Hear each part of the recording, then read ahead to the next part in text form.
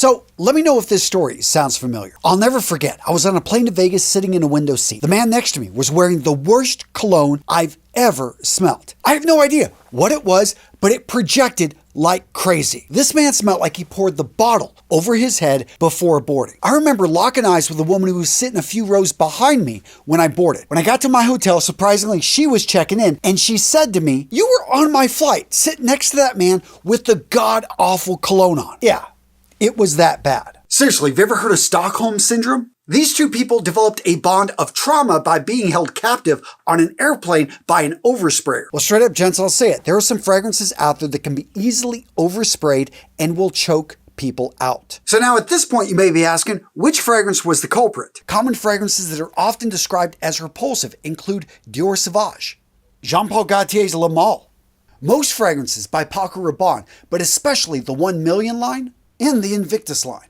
Versace Eros, doesn't matter if it's the EDT, the EDP, or the Parfum. And let's not forget Tom Ford, especially Tobacco Vanille. Now, straight up, for a lot of guys, that list may be shocking. No.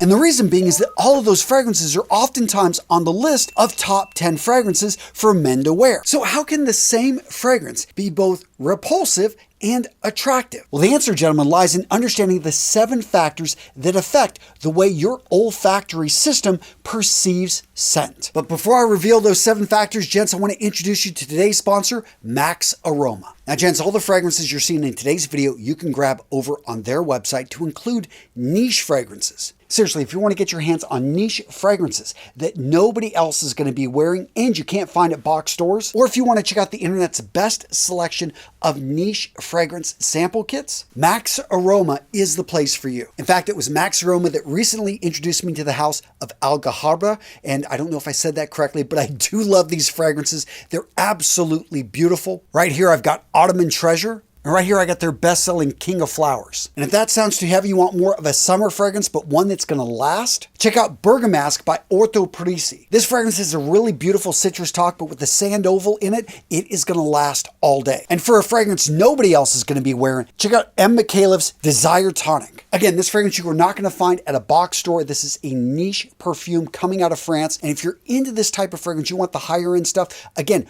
go over to MaxAroma. And of course, gents, like always, if you use the link in the description of today's video, you are going to get the best deal on the web. They have great packaging, fast delivery. I love their sample sets or their individual samples, which give you enough to be able to figure out if this fragrance is right for you. Again, gents, I'm linking to MaxAroma with the best deal on the web down in the description. So the first factor that will affect whether or not a fragrance is perceived as repulsive or attractive is personal preference. Now, if you know anything about human psychology, that is obvious, but many fragrances are marketed as mass appealing. So a guy assumes that he could wear this fragrance and everyone's going to like this. Even though this fragrance, I would say 90% of people like, there's still 10% who, when they smell this, it's not for them. And a small percentage are going to be repulsed. There's also the factor of individual notes. This best-selling men's fragrance, Dior Sauvage, contains ambroxan. Now, ambroxan is a piercing note that has great longevity and projection, and it's what gives this fragrance its ability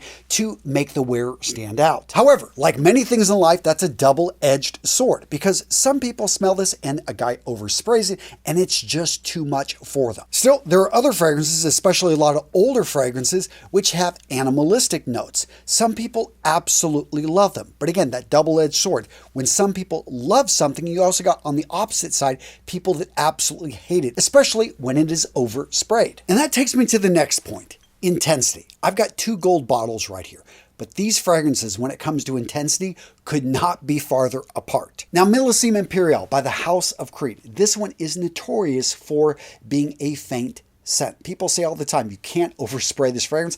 I think you could, but you get my point. This is a fragrance because of its longevity, projection issues. It's probably never going to choke anyone out. Parfums de Marly Godolphin, on the other hand, has notes such as leather, vanilla, amber, vetiver, and a number of florals that really make this a strong fragrance that not only projects, but yeah, this is just oppressive for some and will choke people out after just a couple sprays. My point here is understand understand your fragrances. Some of them you can go really light on and they will project just fine. Other ones you may want to spray a bit more. But if you confuse that, all of a sudden you can choke people out, especially, and this is kind of getting to a separate point, but understand the situation you're going into. If you're going to be in a closed environment, we're talking an interview, an airplane, on a bus. In those situations, if you choose to wear a fragrance, wear something that is light, something that sits close to the body, something that smells clean and fresh. If you're going to be in close quarters with people, especially with strangers or a professional environment, you do not want to wear fragrances